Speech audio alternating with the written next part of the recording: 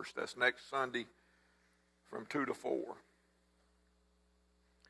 Well, I guess our kids are kind of got back into a routine, and some of you teachers and parents kind of got back in routine. If y'all haven't noticed, it's a little cooler out there this morning. Yesterday was a beautiful day. So that tells me fall is coming. And y'all know what comes with fall, right? Football. Football is right around the corner. So I'm looking forward to that. This morning we're going to be looking at 1 Samuel chapter 17. So I'd encourage you to get your Bible. We're going to spend a lot of time in this chapter. A current friend of mine, a minister, his name is Jerry Harris. We heard him preach a lesson on David and Goliath, and it was very impactful for me, and it made an impact on me. So I thought this morning I would share some of his ideas along with some of my own as we talk about this idea of facing and fighting our giants. So this account of 1 Samuel 17 is about David and Goliath. Now the good news is we are all familiar with this story, right? The bad news is we're all familiar with this story. So some of you is going to think, well, I've heard this since I was a youth. But I think it's like most things, let there be light. But most things, when we go back and reread some of these old Bible stories, we really gain a lot from it. And I'm hoping and praying this morning that there'll be something that you'll look at this morning that may cause you to see this in a different light. We're going to start reading at verse 45. Now, verse 45 is the starting of the end of the story. So we're going to start at the end of the story this morning. We're going to see if my clicker is going to work. Let's see here. Maybe the green button. Look at that. Amazing technology. Starting in verse 45. David said to the Philistine, talking about Goliath, "You come against me with swords and spears and javelin, but I come against you in the name of the Lord Almighty, the God of armies of Israel, whom you have defiled." Right away, David knows where his strength's coming from. "This day the Lord will hand you over to me, and I will strike you down, and I will cut off your head. Today I will give the carcasses of the Philistine army to the birds of the air and the beasts of the earth, and the whole world will know there is a God in Israel. All those gathered here will know that this is not the sword or spear that the Lord saves, but the battle is the Lord, and he gives all into our hands." Verse 48. And the Philistine moved closer to attack him. David ran quickly to the battle line to meet him. Notice he didn't walk, he ran quickly. He reached into his bag and taking a stone out, he slung that stone, struck the Philistine on the forehead. The stone sank into the forehead, and he fell face down on the ground. So David triumphed over the Philistine with a sling and a stone. Without a sword in his hand, he struck down the Philistine and killed him. Now David ran and stood over him. He took hold of the Philistine's sword and drew it from his scabbard. After he killed him, he cut off the head with the sword, and the Philistines saw that their hero was dead, and they turned and ran. I love these old Bible stories. I think this was my favorite one when I was a kid, or a teenager, young kid. It's about giants. It's about a kid that maybe was my age, that stood up against this giant. It was just a fascinating story. Now, for you math experts, Brandon, you and people who love math and love accounting and maybe math teachers, when you learn 3 times 3 is 9, it's always 9. It's just 9. 3 times 3, just 9. It's going to be 9 tomorrow. It was 9 yesterday. It's going to be 9 today. But when you read these old Bible stories, things have a way of just coming back differently to you. And I think maybe, hopefully you'll hear some things that maybe make you think a bit different. I once heard a preacher say the familiar ought to be read more closely. And I think that's true. We take a lot of these old stories for granted. It's hard to believe, but arguably the best or the most important battle in the in Israel's history did not occur between two armies. It occurred between two people. One, a famous warrior, a giant of a man, a decorated soldier who's been doing this for a long time, who's killed thousands, and a little ruddy teenager who'd never seen the battlefield before. Truly is a Cinderella story. So let's kind of set the setting for where we are this morning. It's a difficult time for the land of Israel. They looked around and they saw things wasn't going too good. And they looked around and they saw everybody else had a king except them. And they cried out to God, provide us with a king. See, they thought that if they got a powerful leader as king, all their problems would go away. We're kind of in that same boat today, aren't we? We look around and we see inflation and we see civil unrest and we see COVID and we see crime out of control, and we think, man, if we just elect that one politician, everything will be finished. The message right off the beginning, right here in this passage, is God. We want God as our king, and God is king. Now, the world won't get that, but Christians will. God is our king. So the nation of Israel cried out, and God gave in to their crying and said, okay, I'm going to give you a king. I'm going to give you Saul. Now, Saul was a head and shoulders taller than everybody else. A good-looking leader. You know, some people just look the part. They come into a room and they just look important. That was Saul. But God goes to Samuel and said, Samuel, you know that man I gave you? That Saul, the one that's so tall and good-looking? He don't love me. He don't trust me. And he don't obey me. And God said, I want you to go to the house of Jesse and I want you to appoint a new king or anoint a new king. Look at, turn back to chapter 16. One chapter back and look at verse 6. When they arrived, Samuel saw Eliab and thought, surely this is the Lord's appointed, stands here before us. But the Lord said to Samuel, don't consider his appearance or his height, for I've rejected him. The Lord does not look at the things man looks at. Man looks at the outward appearance, but the Lord looks at the heart. So you know the story. Eliab comes up. He's tall. He's handsome. He's good looking. He looks the part. They just knew for sure this was the new king. God said, nope, he's not the one. So Jesse brings all his sons one at a time. They stand before Samuel, and God rejects them all. And then he brings this little old teenager right out of the fields, probably smelled like shepherd smell. He comes up, ruddy teenager, and God says, he's the one. Anoint him. See, we put so much emphasis on what we see on the outside, but God don't see us like that. God looks at the inside. So David is anointed king, and you got to wonder what his brothers might have been thinking. Here, the youngest, the little shepherd, he's getting anointed as the new king. Kind of brings flashbacks of Joseph to me, doesn't it, you? You wonder how this story is going to turn out. Then you have the Philistines. The Philistines were a sea people that invaded the land that God had given Israel, and they came up with this large army, and they were poised to attack.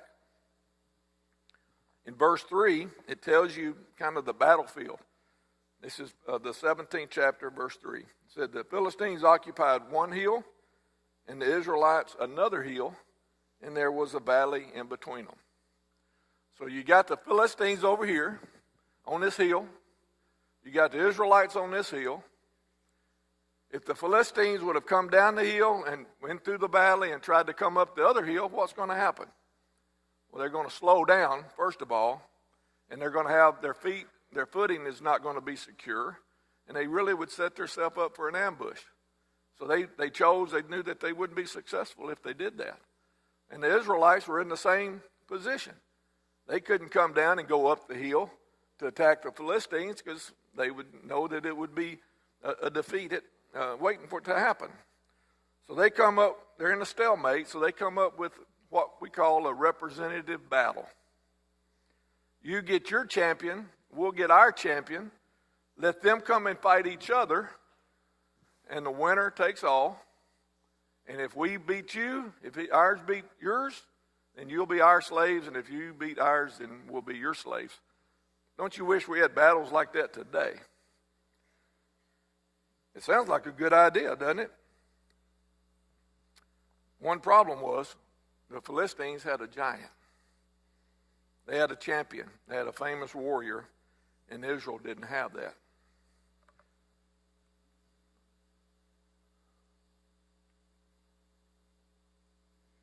There we go.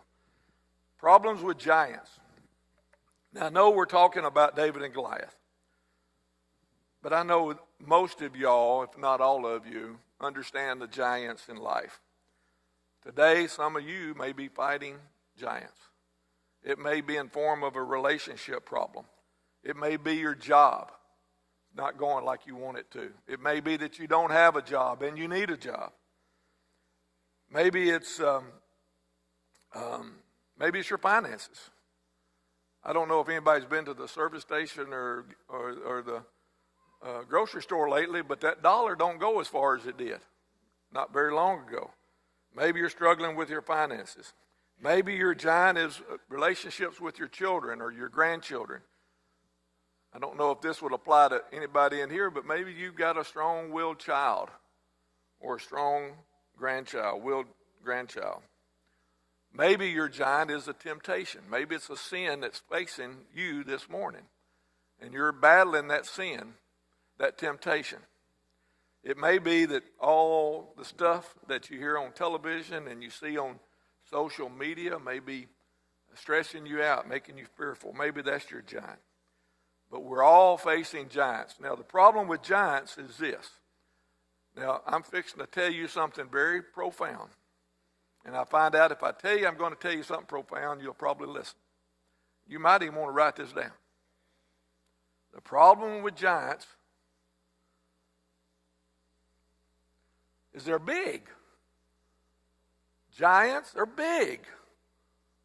How's that profoundness? Giants are big. They're huge. They're strong. They're scary. And they come up against us and they scare us. Look back at your text in chapter 4 of 17. The inspired writer pauses in verse 4. He's talking about the battle, and he pauses to share with you a little bit about Goliath. Verse 4. A champion named Goliath, who was from Gath, came out from the Philistine camp. His height was 6 cubits and a span. He had a bronze helmet on his head and wore a coat of scaled armor of bronze weight, weighing 5,000 shekels. On his leg he wore bronze greaves, and his bronze javelin was slung upon his back. The spear shaft was like a weaver's rod, and the iron point weighed 600 shekels. His shield bearer went ahead of him. Now, let me just give you an idea how big 6 cubits and a spans are. That's about 9.5 feet tall. Don't you know the NBA would love to have Goliath on one of their teams? He could dunk a basketball without even getting on his toes. Shaquille O'Neal, y'all know Shaquille O'Neal? He would look small compared to Goliath. John, what would Coach K do to have Goliath on his team? He would maybe have a chance of beating Tennessee. Maybe. But this giant is huge. And in verse 5, he's got this big bronze helmet. It doesn't say how much it weighs, but bronze is a heavy metal. It does say that his dress of metal weighs somewhere between 125 and 200 pounds. Now, y'all remember the Knights of the Round Table? Y'all remember that movie? You know, this dress of metal is kind of like a chain link fence that wraps around them. Finely knit metal that creates a dress or a jacket. And this thing weighed up to 150, maybe 200 pounds. The very point of his spear, just the point, weighed 15 pounds. Can you imagine how big and how strong this guy had to be? One thing that I read said that his entire army probably weighed around 600 or 400 pounds. That's like carrying two other people on his back. This guy was huge. He was scary, and you could see how intimidating he was. He had an armor bearer that would come down to the battle lines with Goliath carrying his shield. Now, the armor bearer probably looked small compared to Goliath, but they both were bigger than David. This is going to be an incredible story. Y'all remember the story of the spies who went out to spy the land, right? You remember Joshua and Caleb, and they came back and said, you know, the land is just like God said it. This is in Numbers 13. Said, the land is flowing with milk and honey. Let's go take it. But the other 10 didn't see it that way. See, the problem was the land had a bunch of giants. And they were intimidated. They scared them. Look, I'm going to read to you what they said.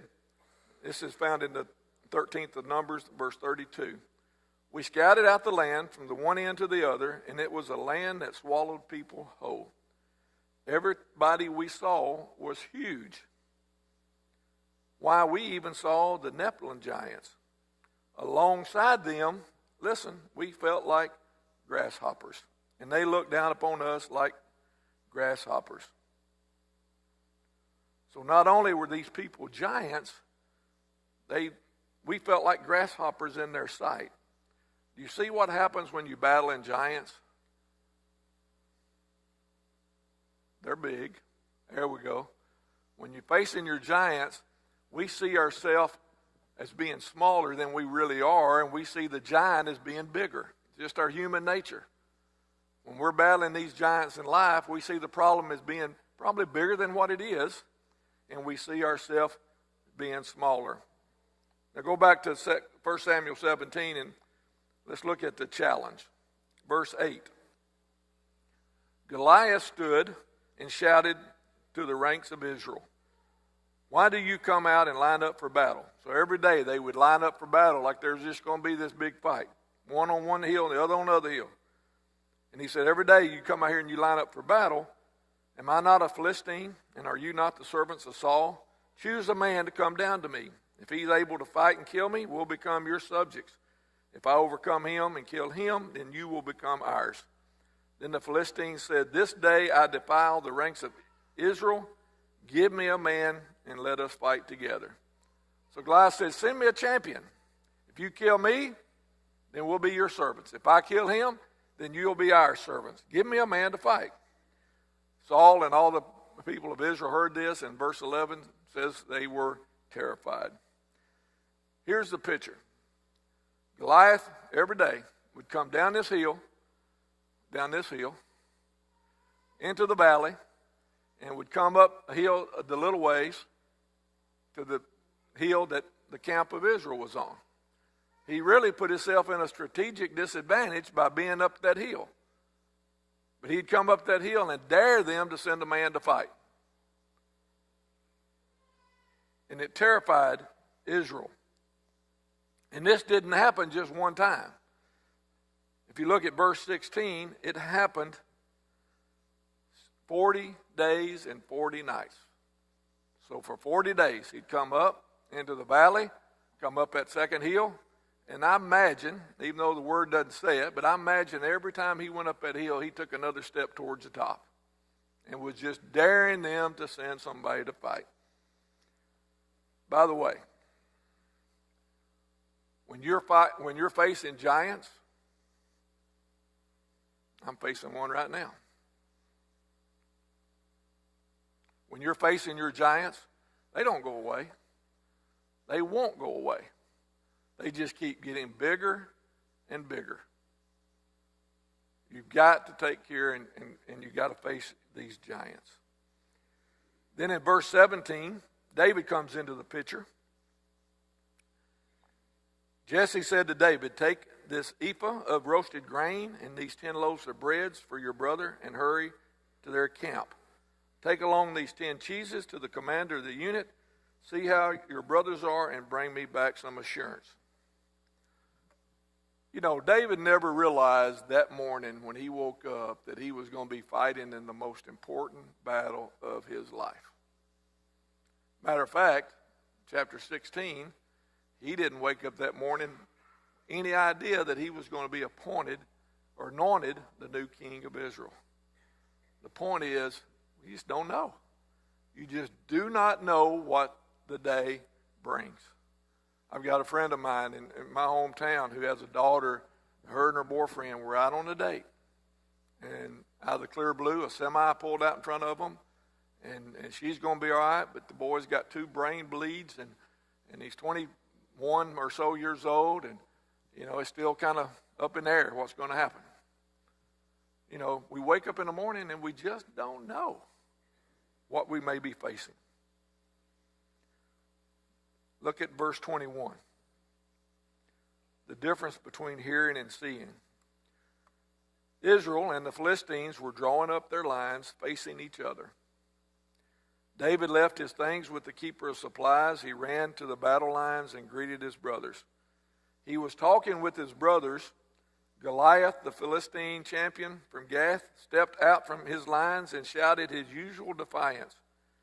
Then David did what? What does it say? David what? He heard it, right? He heard it. That's important. Now look at verse 24. When the Israelites, what? David heard, but when the Israelites did what? When they saw the man, when they saw the giant, they all ran from him in great fear. The difference between hearing and seeing. Now, the very definition of faith is what?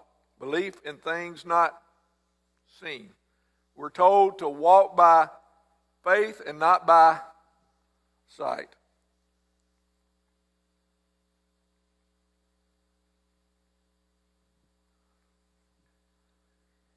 I need my remote control at home, and I can just speak to it and say next, but it don't work. So when you face your giants, don't focus on what you see. Don't focus on what you see in front of you. Giants are scary. We have a tendency to look no further than our giant that we're battling. Don't look what's in front of you.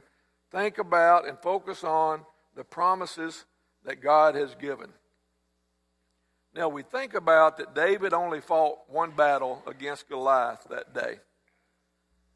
But that's not the case. David had multiple battles that day. Who's got an older brother? Anybody? Y'all look around. Put us on your prayer list, would you? Sometimes older brothers can be crude and they can be mean. Look what happened to David in verse 28. When Eliab, David's oldest brother, heard him speaking with the man, he burned with anger at him and said, "Why have you come down here? And whom did you leave those few sheep in the desert?" See that?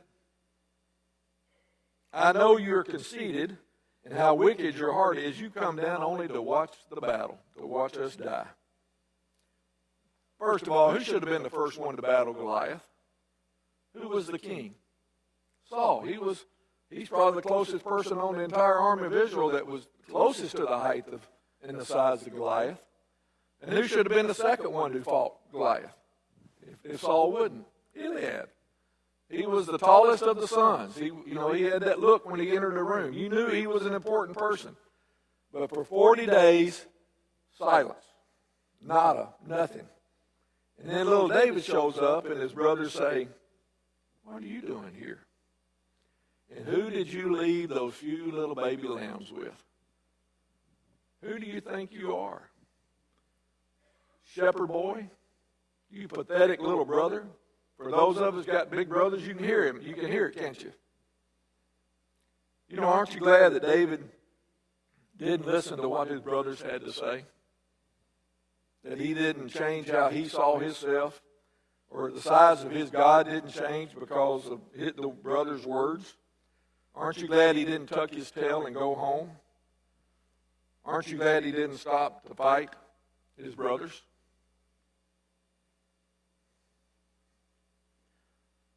Wisdom is knowing who to fight and when to fight. Now let's talk about the church for a moment. A lot of times there are giants that we need to be fighting in the church. And oftentimes we're too busy fighting ourselves.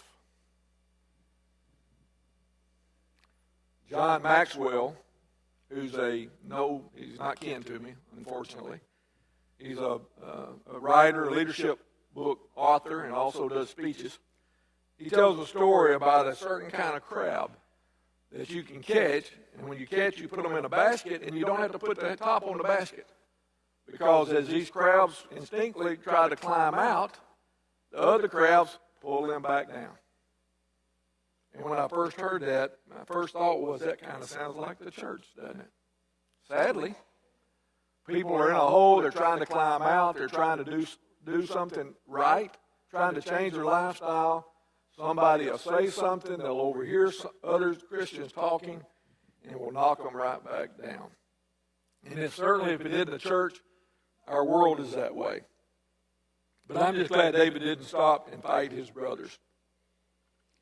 Now, when Saul heard that David was willing to fight, he calls David in.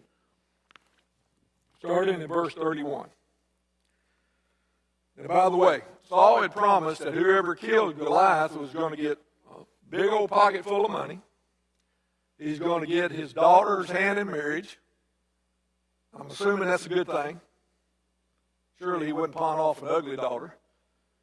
But listen, you wouldn't have to pay taxes for the rest of your life.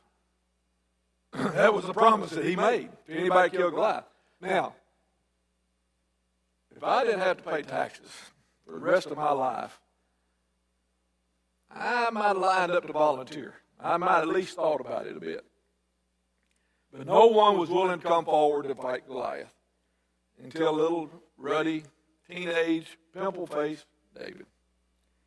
Saul hears that someone's volunteered and he summons them. And look at this next battle David's fighting in verse 33. Paul said, "You're not able to go against this Philistine and fight him. You're only a boy." And he's been fighting men from his youth. So when Saul saw David, he said, "You're too young. You're too small. You're too inexperienced. You haven't been trained. You're not a soldier." And Goliath is tall. He's huge. He's big. He's strong. He's killed thousands. You cannot do this. See the battle David had to fight with Saul? Aren't you glad David didn't give in to that self-doubt? Aren't you glad he didn't listen to the word no and stop? Now listen, when you're fighting giants, you can't listen to the words like no and can't, even if those words come from your closest friends and maybe your family.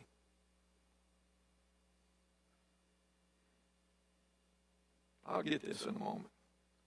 So when you face giants, many is going to doubt you. Just don't give in to those doubts. Don't let their doubts cause you to doubt.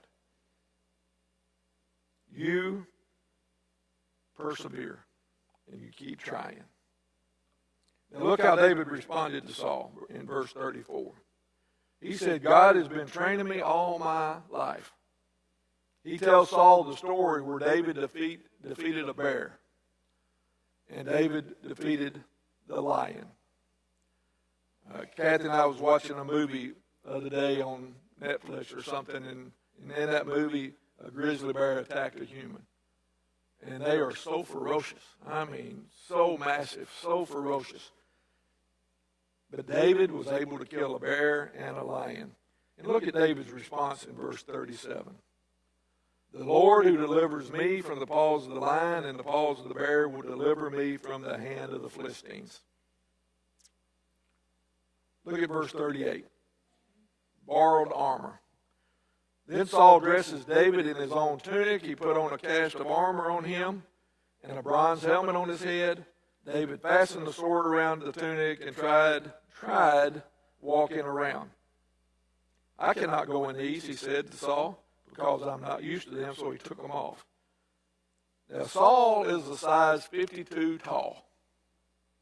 David is a size 34 regular. See the problem? Some of you not getting that because we don't wear suits no more, like we used to. But there's a problem. David wouldn't fit. Saul's armor wouldn't fit David. When you only got one option, your choice is easy. So he puts him all this garb.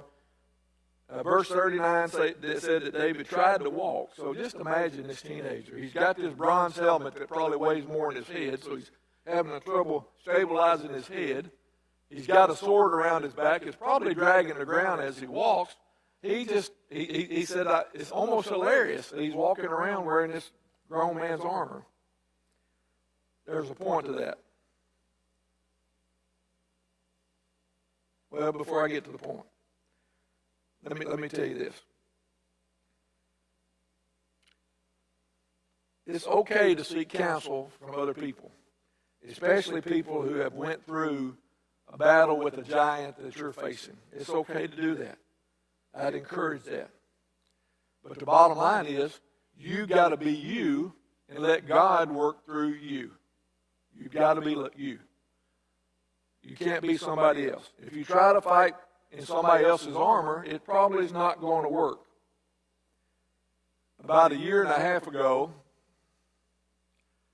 I was facing a giant in my life. I just come through my third knee operation. And, for about a year and a half, I laid around in the chair and the couch. I'd put on some weight. And I knew that I had to lose some weight and get my health back in line. If I didn't, then I was going to have some serious health issues. So I was facing a giant. Now, I had people doubt me. They said, it ain't going to work. You tried this before. You failed before. And I may fail again. But they said, let me give you some good advice. Now, I received some good advice, and I received some bad advice. It's funny, people are willing to give a lot of advice, but a lot of times it ain't good advice. It's bad advice.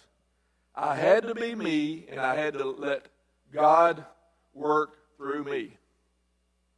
I could not do it on somebody else's terms. So as you fight your giant, be you, and just let God work through you. Seek counsel, seek prayers on your behalf. Visit with people who went through something like this before, but at the end of the day, you've got to be you, and you've got to let God work through you. Then in verse 45 is what we read starting the class. Goliath comes down to the valley. David runs to join him. Now Goliath sees this little old teenager coming up to the line. He ain't got no armor on. He's wearing Bermuda shorts and sandals or whatever they wore back in those days. He's no armor. He's got no weapon. And he sees David running up to battle. And Goliath says, am I a dog? And you're coming up here with sticks to kill me? And I love this. I love this. This little kid, no armor, no weapon, only had 5 stones in his pocket. By the way, he only needed 1. But he's there standing before Goliath, looking straight up, probably as high as that neck would stretch. And David starts talking smack to Goliath. Don't you love that? He just starts talking smack to Goliath.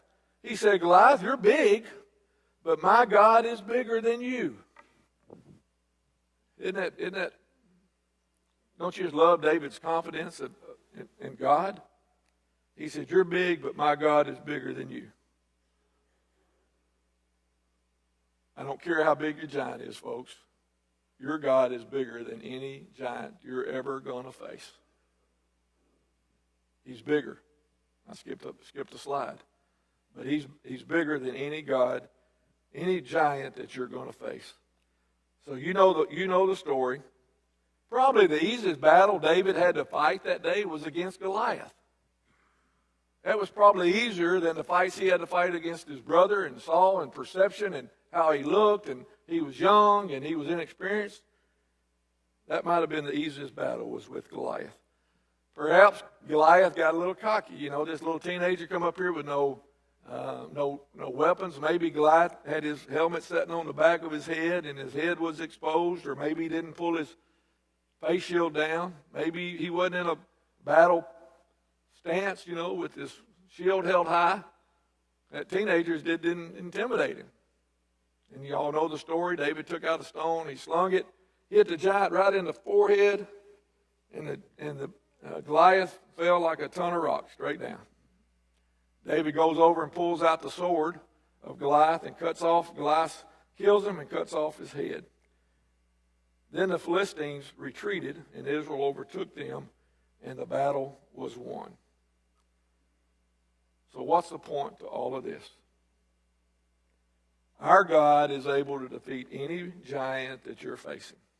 The battle belongs to God. You've got nothing to prove and nothing to lose when you have God fighting your battles. You've got nothing to lose. God can defeat any giants. Now, one final point, and I'm going to leave it with you, is that when you and God defeat your giant that you're facing, get ready for another giant. That's the nature of Satan. You're not just going. It's not a one and done. You're going to be facing other giants in your life. You got to get ready for another giant.